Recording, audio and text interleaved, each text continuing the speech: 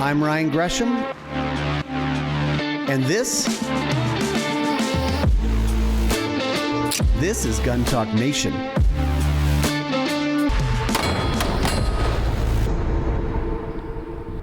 This Gun Talk Nation is brought to you by SDS Imports, Aero Precision, Rossi Firearms, Range Ready, Crimson Trace, and Ruger. All right, welcome into Gun Talk Nation. So today on Gun Talk Nation, John Corriea, you guys probably have seen his face around. Your mug is everywhere, dude. Yeah, I mean, if you've ever heard somebody talk while someone got mugged on YouTube, it was probably me. Yeah, you're like, wait, I saw a video. Yeah. And this guy was getting attacked, and then there was this guy with crazy hair. Yeah, he looks like Jack Black. Yeah. The tactical Jack Black. Yes, I've been called Jack Blactical. Oh, that's good. Yeah. That's pretty good. Mm-hmm. And I'm like, wait, what if Jack Black looks like me? Okay. Yeah. What, you said I'm impersonating him. It's just a tribute. Well, you know what you're going to look like in a few more years. Yeah. He's a few years ahead of you, I think. So, like, maybe, so. That's what it's going to be. Sorry. I mean, that's how it is. Is what it is. My wife likes the long hair, so it stays. That's right. Like, I don't care if you guys like it or not. And dude, you and I are actually, I didn't even think about this. You and I are digital hair brothers because you get crap for your hair. I do. And I've gotten crap for my hair for decades. It does boggle my mind that people on the internet think that they can tell another human being what they should do with their body. So this is like so not related to gun stuff, but a friend of mine even started, this is back when I had a little bit more interesting haircut, shaved sides and stuff, a Facebook page for Ryan Gresham's hair. The funniest part is it's a private group, so don't even bother. The funniest part is he invited my wife to come, and they sneak pictures of my hair when they're with me and post it there.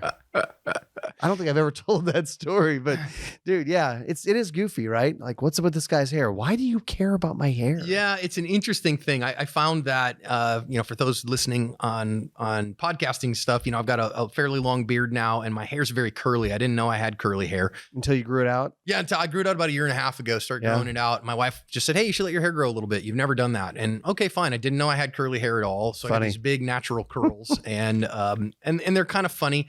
And all of a sudden people came out of the woodwork. And what I found is that those kind of older than me, so 50 and over, people have problems, man. They're like, oh my gosh, you don't look professional or whatever. And anybody about 35 and younger, they love it. They think it's the greatest thing. Dude, we love the long hair. Dude, do your thing. You're hip and it's cool.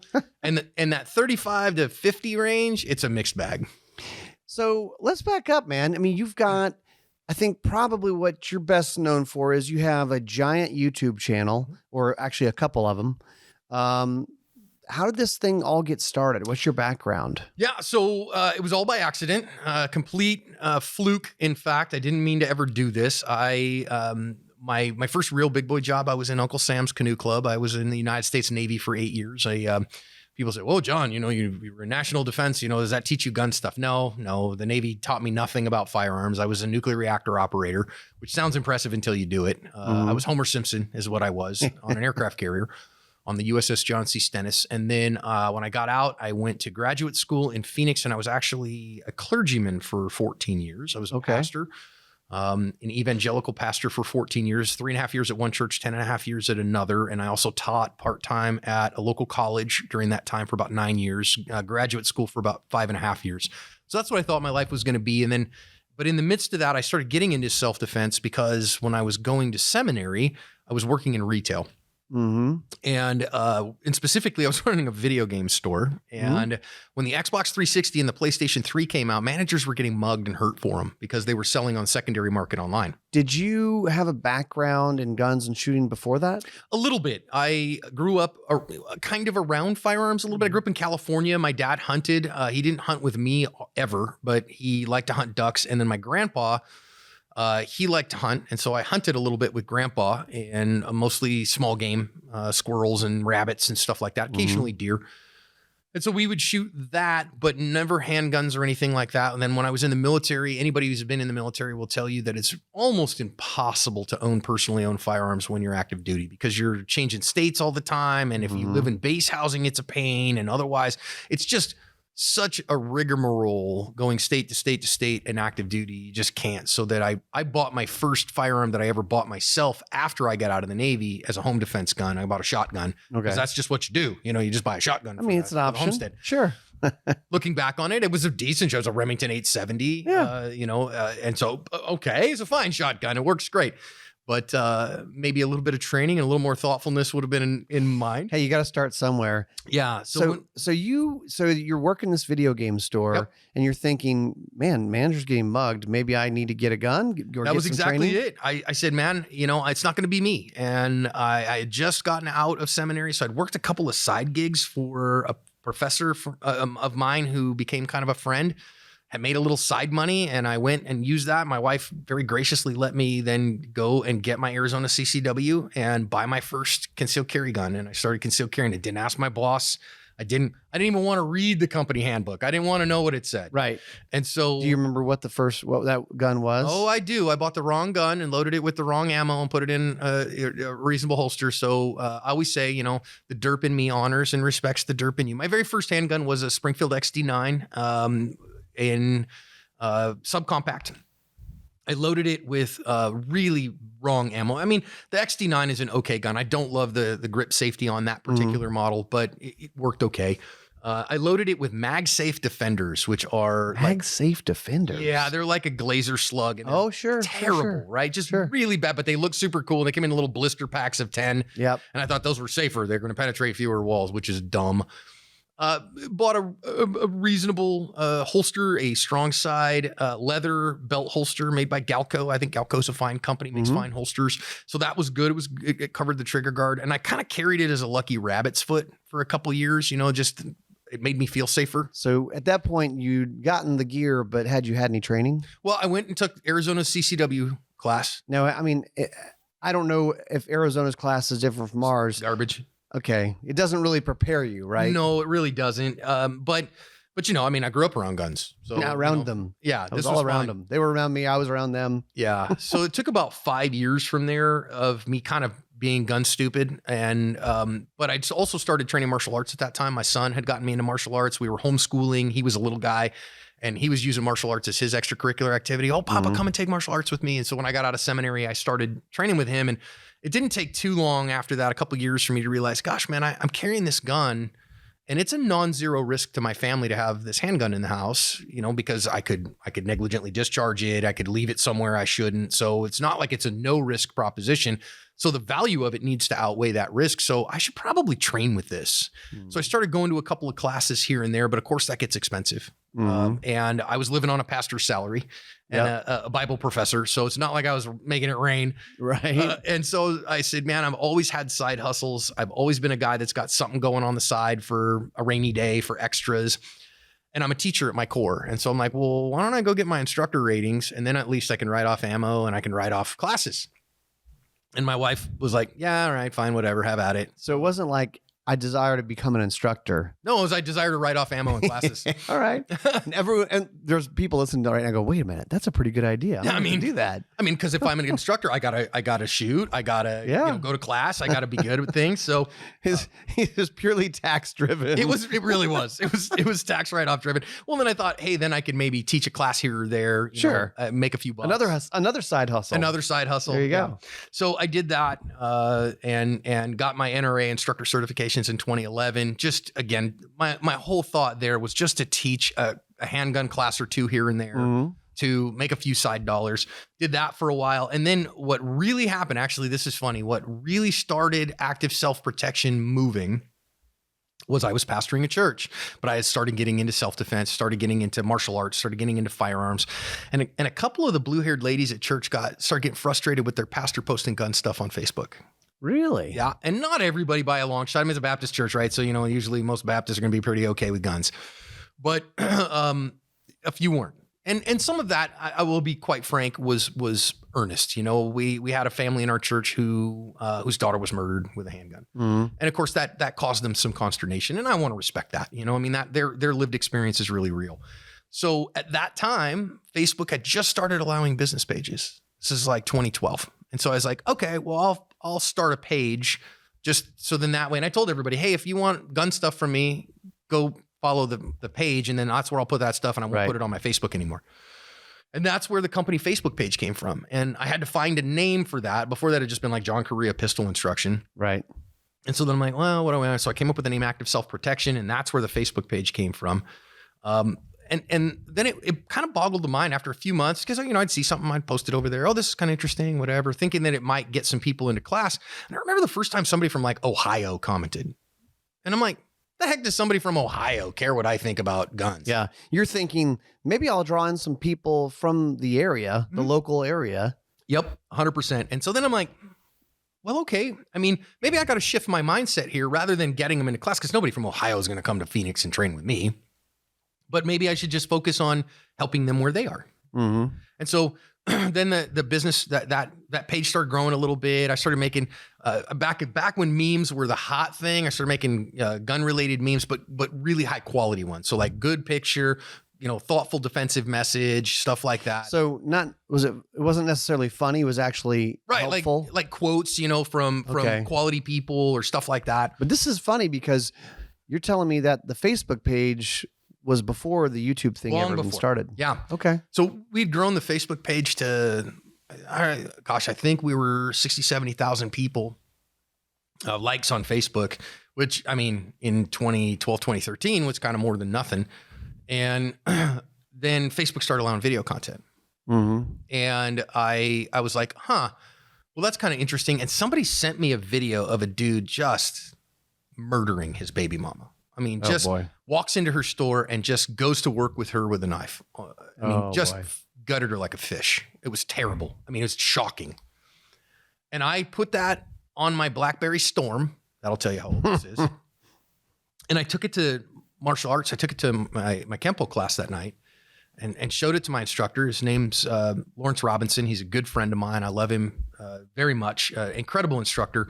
And I was like, so the funny part is I call him Professor on the mats, and he's my friend Lawrence when we're not. Sure. We weren't on the mats yet. Lawrence, watch this. I don't know what to do. Like, have I missed this in the system? And maybe I'm not there yet. At the time, I was like a green belt or something. And he was like, whoa, that was pretty serious. Well, I don't know that we have that particular attack in the system. So why don't we work that in class tonight? Why don't we just workshop that problem? Mm-hmm. And I was like, that'd be great. So we worked it for an hour and a half. I got off the mat thinking, okay, I feel like I at least have a vocabulary here. Like, I mean, nobody's ever going to attack you with a knife and you feel good about it. Okay. So, you know, you get rubber knives on the mats and you're going to get leaky, you know, I mean, nobody ever goes, oh, I'm a Kung Fu master. Yeah. They say you get in a fight with a knife, you're going to get cut. Yeah. Well, you know, they say that the loser of the knife fight dies on the scene. The winner dies on the way to the hospital. Mm-hmm. Right? But I felt better. And so I went home and I posted that video to the Ask Facebook page with some thoughts on it. Here's what we worked in class to make this better. So if you run into this problem, go work this on the mats. And I thought, wow, that was really interesting because we used what did happen to this poor woman to inform our mat training and to make it better and to really think about what really happens. So I did that for a while. People really, it blew up. That video got a lot of traction. And so then I started seeing some videos and, hey, think about this in your training, or we'd go train with it. And then I'd say, hey, this is what we worked on in training. Go do that. Then somebody sent me a video that was like 5 minutes long. But it was only 30 seconds action at the end. Mm-hmm. So it was like 4.5 minutes of boredom and then 30 seconds action. And I knew I had Adobe Premiere on my laptop, but I didn't know how to use it. Right. And because I'd been using Photoshop to make the memes. Yeah. And so I was like, well, to the YouTubes, you can learn anything on YouTube. What's a basic tutorial for Adobe Premiere? So I can cut this action down. And in that basic tutorial, it was like, hey, if you want to do voiceover, here's the buttons you push and you can do voiceover. And I was like, well, then, like, instead of typing it in the description, I could just say it. Mm-hmm. And then maybe if I add some like arrows and some circles and stuff, I could be like the John Madden of on-camera violence. Right. Okay. You know, I could just be like color commenting on it and like, hey, do this and think about that. And you see that happen there. And I tried it. And the rest, as they say, is history. Nobody else had done that I'd seen. Put that first one out so the first videos, if you want to find the old school ones, the very beginning, you go to the company Facebook page and you scroll all the way to the bottom of the videos tab. Really? And there's about 500 of them there. No kidding. Yeah. Now, so what made you decide to start doing this? Because you're not really making money with this. I wasn't making any money with it. I mean, so, you know, it's always an interesting thing when people are just posting on social. And this is especially way back before this was maybe really common to do. Yep. Why? Well, I think at first it was just, and it continues to be, the passion of the information, because there's so much. So as I started to get into the training world and really kind of get into it, I think probably the biggest thing is you'd hear people say things about, gunfights. Well, you know how gunfights go. And then I'd be like, man, gosh, this gunfight doesn't seem to match that pattern. Mm-hmm. So I put that out. We definitely like to do that, especially I always say the gun nerds, people who are interested in self-defense and carrying and all that stuff. There is that faction that says, well, all gunfights are 2.5 shots. Sure. All gunfights are less than 7 yards, 3 minutes, all that stuff. Right. And you go, yeah, except for all the ones that aren't. Right. Well, and that's, so then, like, my wife is in the medical field. And so, if you know anybody in the medicine, then evidence basis is huge in medicine, right? So what's the evidence for that? What's my best knowledge of the industry combined with the skills of the practitioner and the value system of the patient? You put all those together, where you find overlap, you find evidence-based medicine. And so I was like, why aren't we doing this in defensive training, combining the best information we have about how things actually go? And there's plenty of information about, say, law enforcement gunfights, because they're tracked closely, but not private citizens. Right. There's just none of that in the world. And I was like, so we need to gather that information. And I'm a data nerd. I'm a nerd at my core. And so let's gather some of that. Nuclear reactors. Yeah, and reactor operator, right? And so then, and also the other part of that was, some of that came out of my Navy training. So when I was operating nuclear reactors in the Navy, one of the things that we would do is we'd do after action reports. If anything broke on a carrier, on an aircraft carrier, right? Now, I don't know about anything in the reactor department. If we had a reactor shut down for some reason, somebody operated it wrong, something broke on the plant, whatever. U.S. Navy is the only operator of nuclear reactors in the history of the world that hasn't had a nuclear incident. But of course, stuff breaks, or somebody operates it wrong and it protects itself. Well, if that happens, we take everybody and relieve them from watch. We debrief everything that happened. Mm-hmm. What went wrong? Was it a broken part? Was it a bad operating system? Did somebody make a mistake?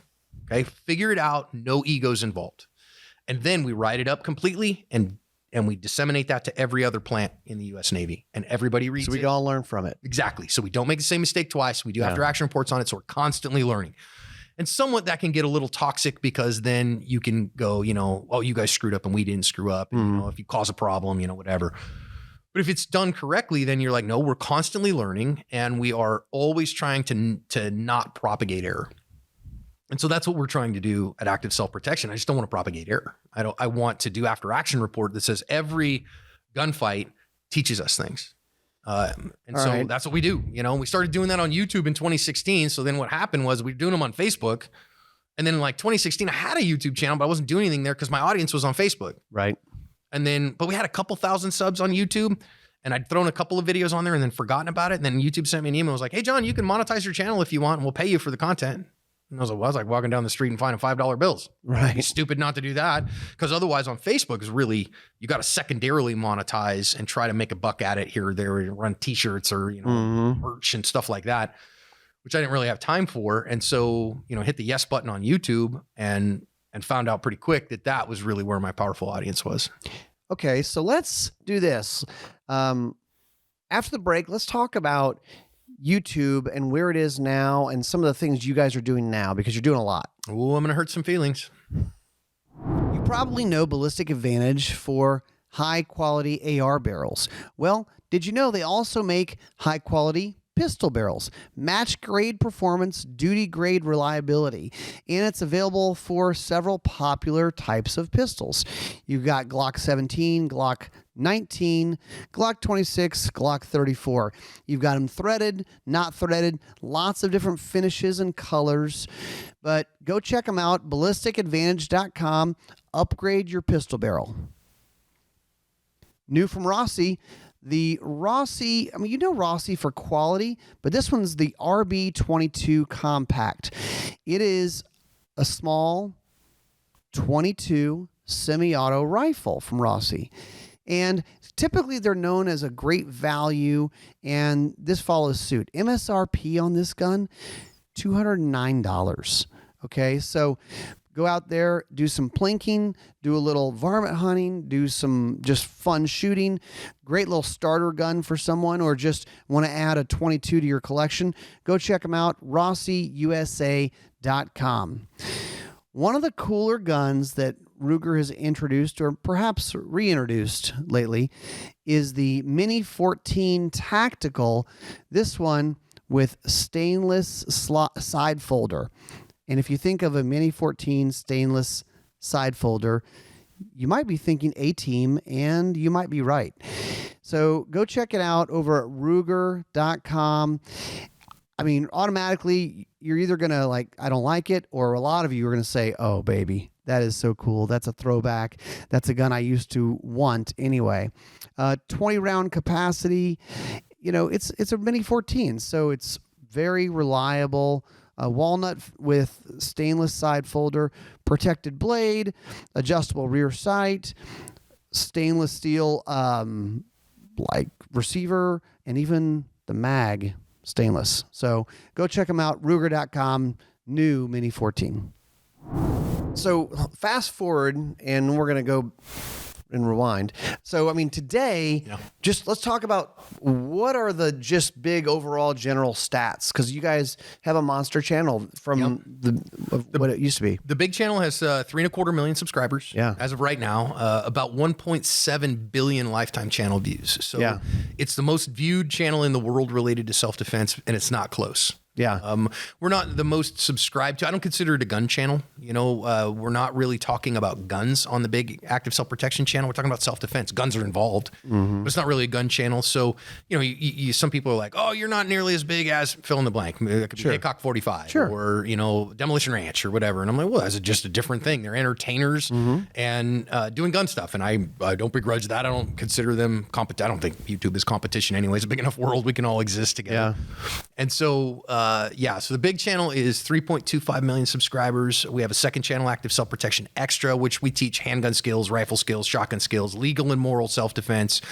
We do some class reviews there, a few gear reviews here and there. That channel has a little over 260,000 subscribers, something like that. Okay. I think we just passed 20 million lifetime channel views on that channel. I know something. You guys post a lot of content. Boy, do we. And at this point, this is a full-time gig for you. How do you find the videos? You know, I have a backlog right now. Right now on the big channel, we post 5 surveillance videos a week of private citizens in self-defense and 2 badge cams. So we started doing those a long time ago too. You know, those are shown by patrol sergeants and police academies and post boards and at least one national post board that I know of. So we don't want to abandon that. And I have a backlog of 3 years of content right now. I mean, how do you find them all? 99% of them at this point are sent to me by fans. So I have an employee whose whole job is to look at the company's Facebook inbox and keep that inbox relatively clean. We probably get somewhere in the order of probably anywhere from 75 to 150 messages on the Facebook page every day. Oh, wow. And so one of our incredible employees, Soleil, keeps that inbox clear. A lot of those are doubles, not even doubles, 100 times we get the same video. 200 times we get the same video. Seen it. Yep, thanks. Appreciate it. Thank you. We actually did. Actually, we already did a video on this 3 years ago. So here's the link. It's on the channel. Thanks so much. We get that a whole bunch.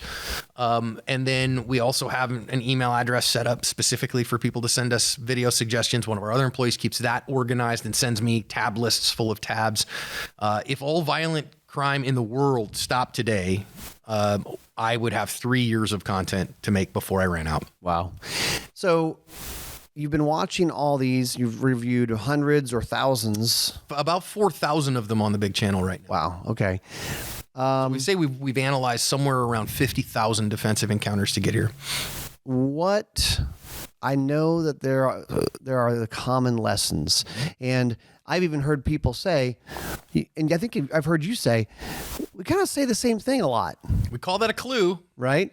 So common lessons from reviewing, analyzing these different encounters, these self-defense videos. Folks, the big one is, the biggest one is to pay attention to your world. I mean, the single biggest one by a mile. And people think they do. Yeah, and but they don't. I don't like the phrase situational awareness anymore because Okay. it gets played out a lot in the industry, and it kind of gets put out that it's this tactical thing, head on a swivel, see everything around you all the time. Man, the only time you see everything around you, we call that PTSD. Right. When everything's a threat. Yeah, And- when and when you look like a chicken on crack and you're just looking Yeah. all around, it's like that's not real. And I used to say, so my friends would come home from Iraq, and that's my generation, right? When we went to war in Iraq, I was on active duty on 9/11. Okay, so I remember watching the towers fall in uniform. Okay, I was on 32nd Street Naval Station, Sima, San Diego, and I remember stepping outside and it was dead quiet because all the planes were flying, and it makes me weepy thinking about it. But and I remember that day we were ready to cash any check that President Bush signed. You write that check, sir, we will cash it. Yeah.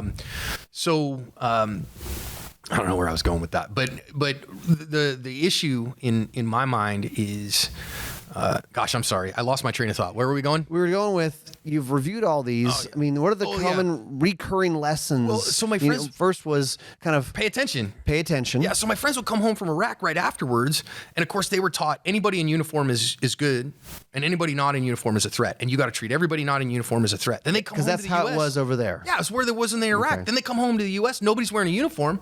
Everybody's a threat, and then the PTSD would be so strong. Yeah. So I'd say to them, look, don't be paranoid, right? Not everybody's a threat, but pay attention. I always tell folks, be like a 4-year-old walking into a room for the first time. They're looking around, they're curious, they're excited about things. Now, if something's wrong, well, wait a minute, why is that not normal? Why is that not okay? I go into the parking lot. If I drive into the parking lot at Walmart because, I need some tamales or something. And because where I live in Arizona, the best tamales on earth are in Walmart parking lots. Oh, yeah. Oh, in the parking lot, not inside the Walmart. Abuela is going to have tamales in the parking lot in a cooler in her trunk. Yes. I promise you, in Arizona, getting they will hungry. be bomb. But of course, the problem with Walmart is it's filled with Walmartians, and you go into the parking lot and people are like, oh man, I got to be ready for Kato to jump out of a trunk and kung fu me.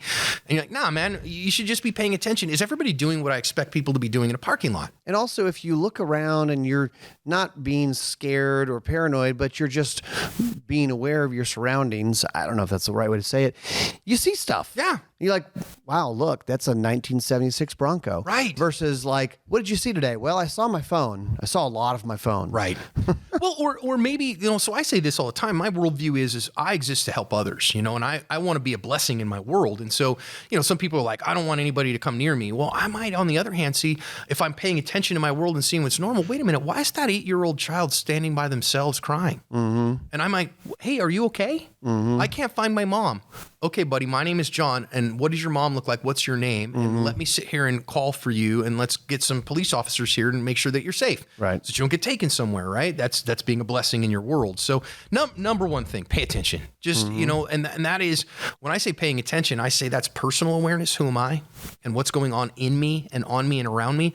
My environmental awareness. What environment am I in? And then situational awareness. What situation do I find myself in my environment? And if I combine all of those, then I'm really paying attention. Yeah. And because I see so many people don't realize they're in trouble until they're in the middle of the trouble. And then they'll say it came out of nowhere. Right. No, it didn't. It didn't come out of nowhere. You just didn't see the signs. Yeah. What else? Number 2, carry a gun.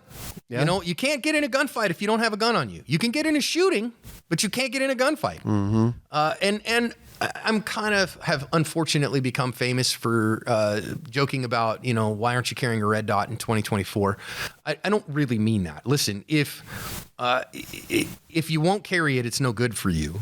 And I don't care if a J-frame 22 is all you can carry today. It sure beats an angry stare. And if you actually put some range time and some training in with that J-frame 22, Right. you might be fairly proficient with it. Listen, some of the baddest dudes I know, Claude Werner, the tactical professor, carries a J-frame 22 everywhere. Chuck Haggard, the legendary lawman, is known to carry a J-frame 22. Now, can Chuck Haggard do work with a J-frame 22? I wouldn't want to have a gunfight against him.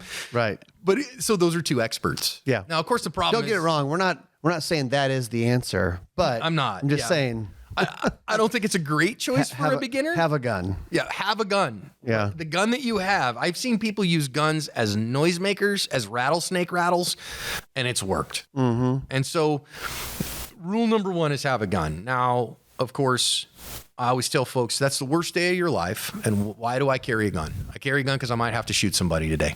So I want to carry the gun that I shoot best, that I can reasonably conceal on my person. For me, I can reasonably conceal a full-size pistol on my person without really too much work. Took me a little bit of time to get good with, but I can do that.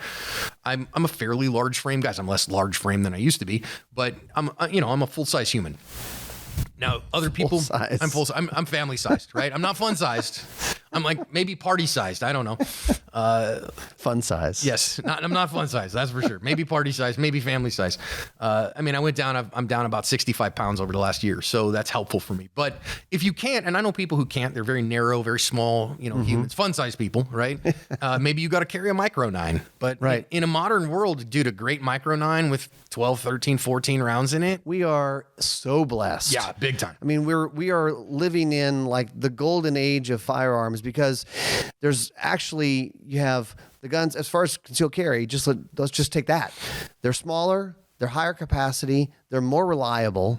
There's better triggers. There's a lot fewer piece of crap guns and piece of crap other stuff, because the gun makers know they can't get away with it. It's so true. It's so true. And there's a number of great, very concealable pistols that are quite capable. And again, good triggers, good sights, optics ready if you want to go that route.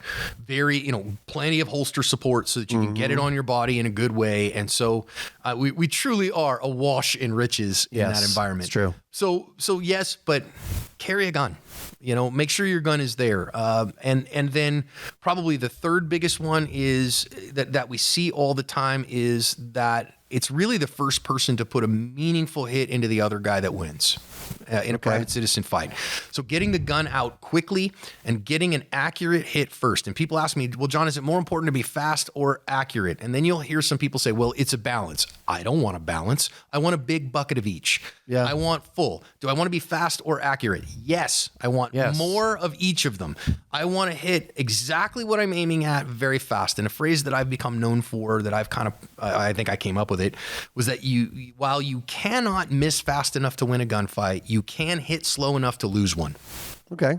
And so what's more important? Both. And gunfights can be won and lost in tenths of seconds. And it doesn't always matter right up until it does. And then there's the flip side, and you're right. What you're saying is right. There's the flip side of we're here doing some filming for First Person Defender, and we have people who think the answer is to draw quick and shoot fast, and sometimes being a little bit more strategic and tactical with when you do that is important as well. Way more than the technical skill. Technical skill is great, because I always tell folks, listen, if you can do it on the range, doesn't mean you can do it in real life. But if you can't do it on the range, you're certainly not going to be able to do it in real life. You will not all of a sudden.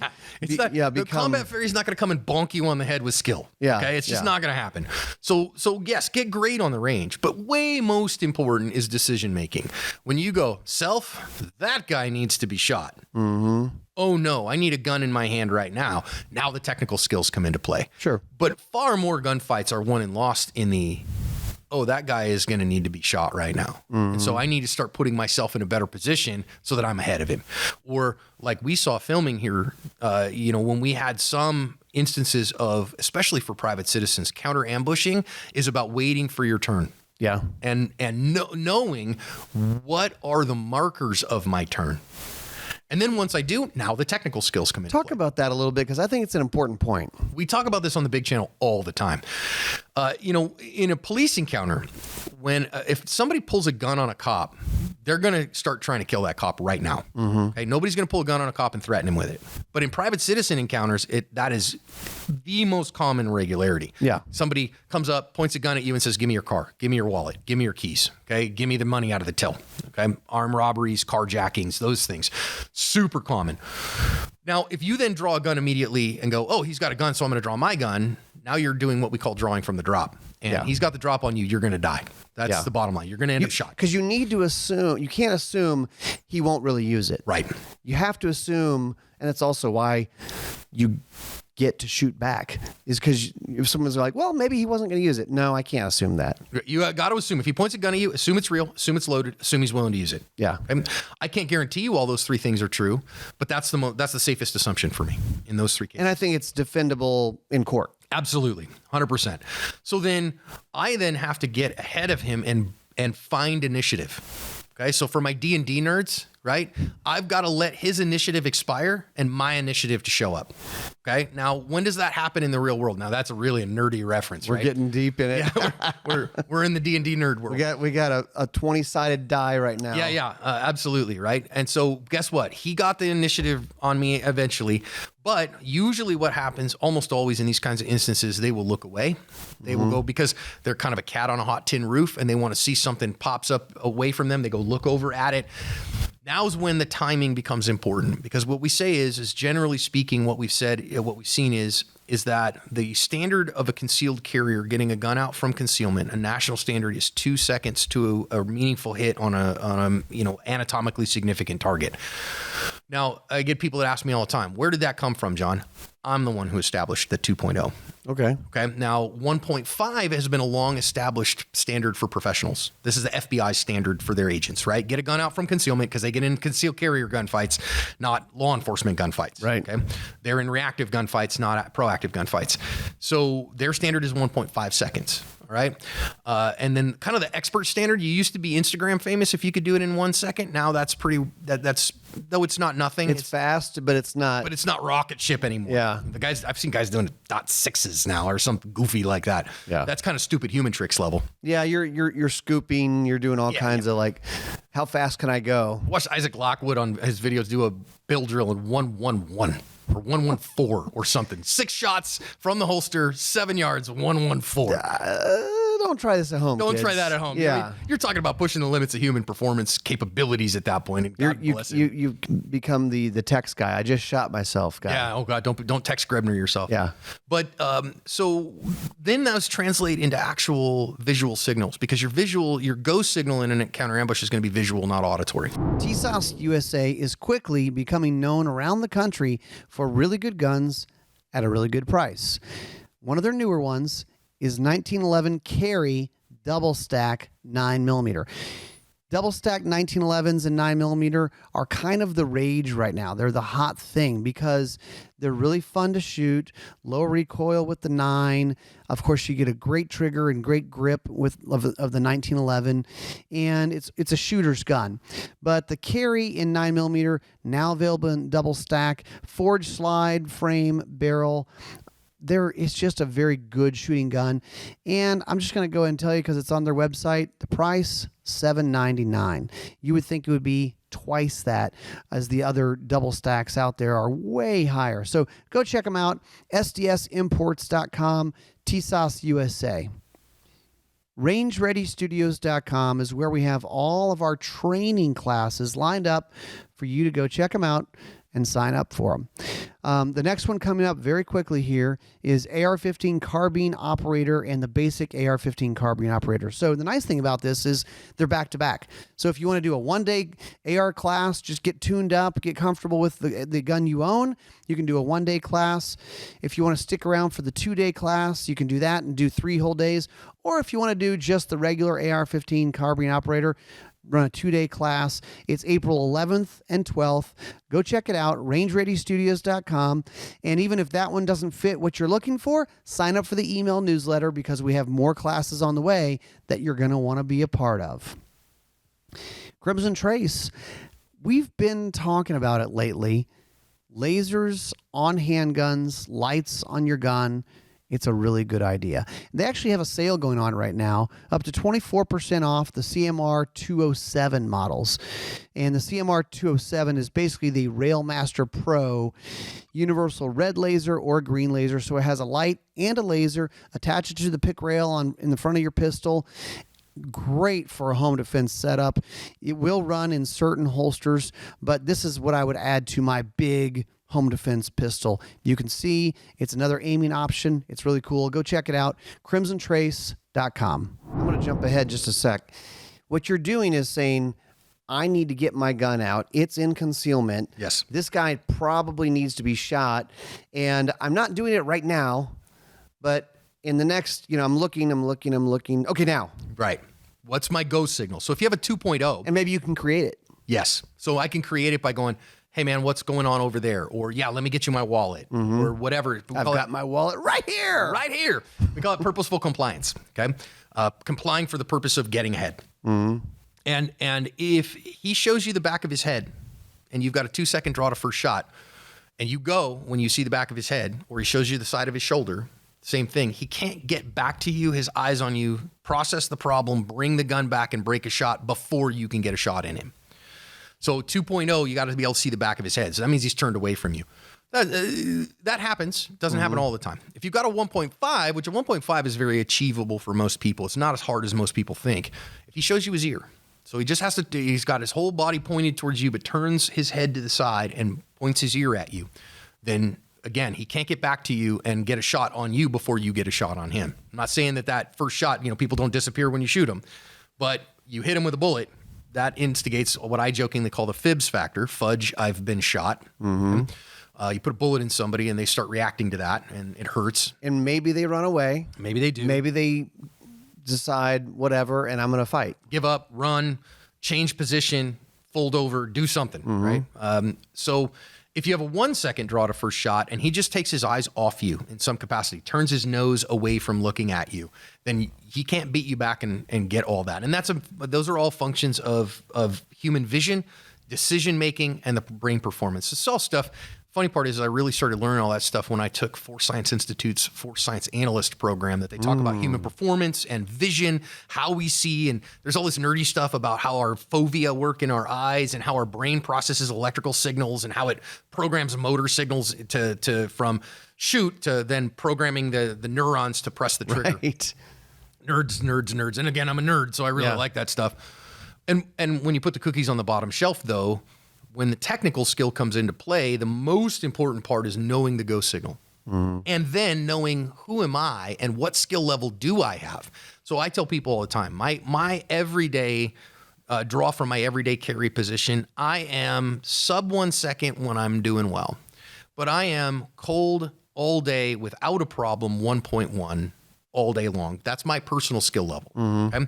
So my mind says, I know I'm ahead of 1.5 all day long. So that's my go signal. And I know my go signal. So if I get in that, I know what my go signal is. So many people don't think this through ahead of time. Right. And this is like data driven, very and we always say, if you have run these scenarios in your mind and you've thought through this, if he does this, I'll do this.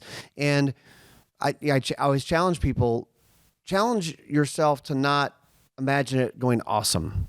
Okay. Challenge it like, well, you found out you were getting mugged when he shot you in the leg. Right. And now you're like, oh crap.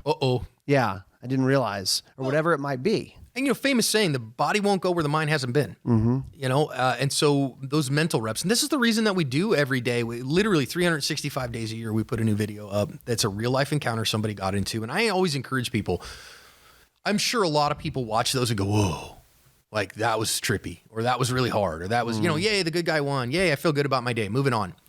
That's not how I use them.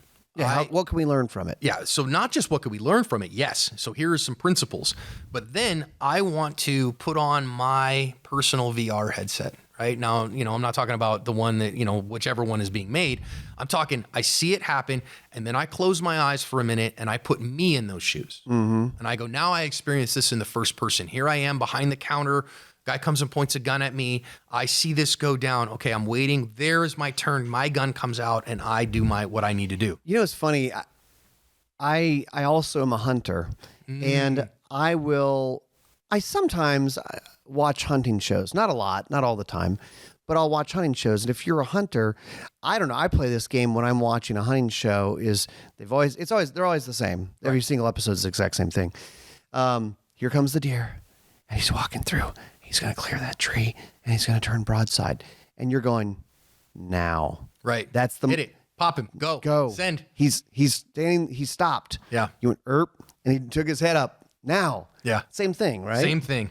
Same thing. And I always say when I was taught to hunt by my pop, the deer that's kind of bucking its way in and just kind of bebopping in, whatever. And I've got all day sitting looking through the scope on him and to find a shot. That's one thing. The hard one is when he jumps up out of the bush and you got to snap shoot him. Mm-hmm. And I got to bring that gun up, see the sight picture, and break a shot. And I only have a couple seconds to get it done. And if I can do that second one, well, the first one's a piece of cake, right? And I've got all day, and I don't have to worry about buck fever as much. So 4,000 videos reviewed. This has been about 8 years seriously doing it. Yeah, Is that really. about right? So the first one that went up on Facebook was in October of 2014. So we are going to come up this year in October at 10 years of doing it. So 10 years. Question, as we kind of are starting to wrap up, what has changed in what you're seeing in these scenarios? I think there's still a lot of commonality. You go back to the ones that we did 10 years ago, and bad guys do bad guy things, and good people do good people things. Okay. I think that in the last 10 years, concealed carry in the United States has become much more common, and many more people are carrying. I see a lot more women, their own self-defender. And that's a very good thing. In terms of what we're seeing in demographic change or attack modality change in the United States in particular, carjackings are way up. And any urban areas, suburban and urban areas, you're going to see carjackings significantly higher than they have been. And a lot of people say, oh, that's not going to happen in my neighborhood. I'd go look up your statistics. I'll tell you this. It's way up in the New Orleans area where we're just outside of New Orleans Metro. There was a story last year in a very nice part of town, it can't happen here part of town. And there was a carjacking. Guess what? They took an Uber. Oh, man. To that area and then carjack someone. Somebody. Yeah, they actually aren't from your area, right? And they don't have a car, and they Ubered in. So they Ubered in, and then they carjacked someone. Wow. Yeah. Geniuses, because that can't be tracked too. Hopefully they caught those morons. So, just in that specific example of as far as carjackings go, options: drive away, run them over. I always tell folks, just give them the car. Number one, lock your doors. Number one thing I have to say all the time, lock your dang doors. People die for not having doors locked all the time.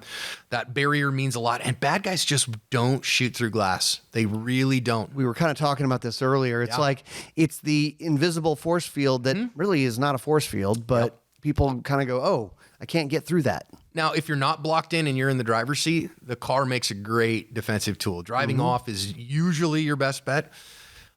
Sometimes, a lot of times, the perps will wait until you're blocked in. You're sitting at a stoplight. They come in behind you, so now you can't go anywhere. Well, if I can't go anywhere and a dude's pointing a gun at me, again, the first person to put an anatomically significant hit in the other guy wins. If you're in the car by yourself, you kind of have to play a calculus game because you might say, great, here's my car, dude.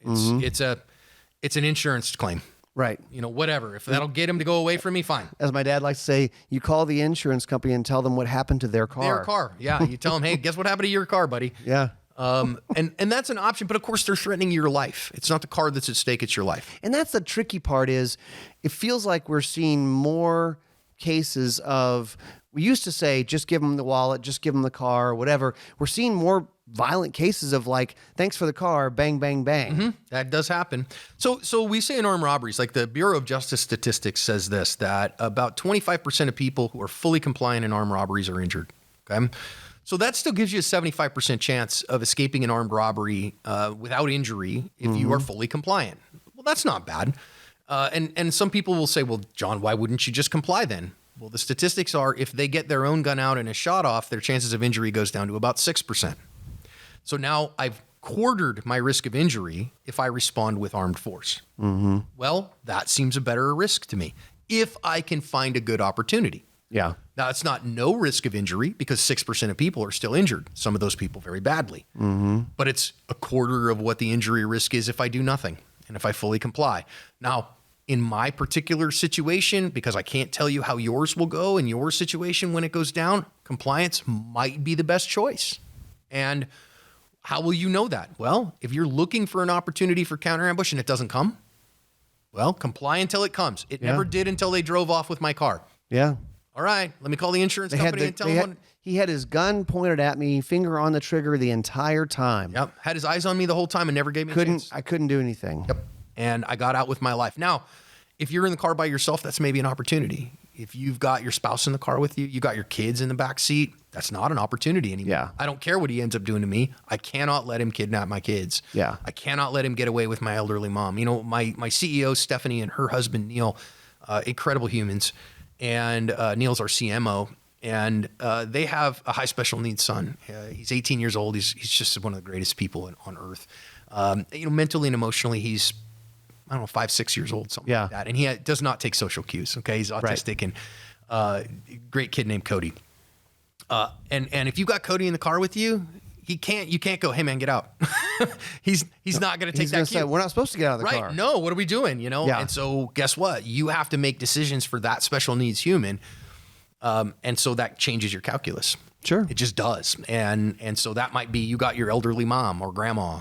And also, just not to go too far down this road, but train your family. Yes. You may be I'm the gun guy and I carry and I listen to gun talk and I watch active self-protection, but my wife doesn't care, my kids don't care, and they play Call of Duty. Well, that's maybe a start. Something. Train them what's going to happen. Yep. Have an alarm code word for your family. Have like hey, get out of the car. Where hopefully your family's going, what? Why? What are you talking about? No. Hopefully they say, okay, like something's wrong. Well, or that they know their roles, right? You know, so if you're the defender and your spouse isn't, you know, and I've seen that go both ways, you know, and you go, hey, if ever anything goes down, your job is to get the kids.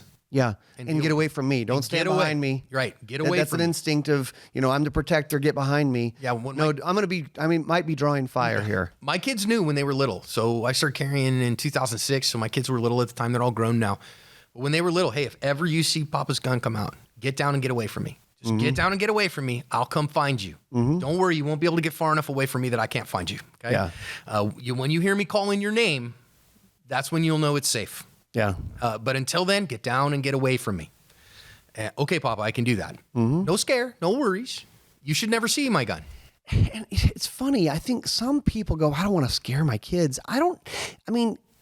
At a pretty early age, kids know that there's such thing as bad guys. Sure. I mean, they watch shows and all that stuff. They know that there's such thing as bad guys. Now it's like there are actually bad guys. And if you do it the right way, they don't have to feel scared. They can just feel prepared. Right. Well, and I mean, we raised our kids to love people very much. I mean, I'm not trying to preach at your audience, but, I'm a Jesus guy, right? So this is very important to me to be his hands and feet in my world. So, some people... I can't help you. I don't have any money or whatever, man. Dude, if somebody approaches me at the gas station and needs a cheeseburger, I'm gonna go buy him a cheeseburger because Jesus says I should, and I want to be like my king. So, I don't want to be scared of people now because I can do that because I have a skill set that lets me do that with safety and to tell my kids, hey, come on guys, we're gonna go inside and we're gonna get a cheeseburger for this guy or whatever. Okay, fine. But if you've never prepared your family for those kinds of events and then that one time when you go, hey man, back up, I can't help you. And your kids go, Pop, what the heck was going on with that? Like that, I thought you usually bought cheeseburger. Get in the car, I'll explain later. And then you go, hey, there was all this other stuff going on. I was worried in this case about safety stuff. Then they know what that's about. Yeah. It's important. It's important for your family to recognize that switch. And if you talk about it beforehand, it's going to help. Right.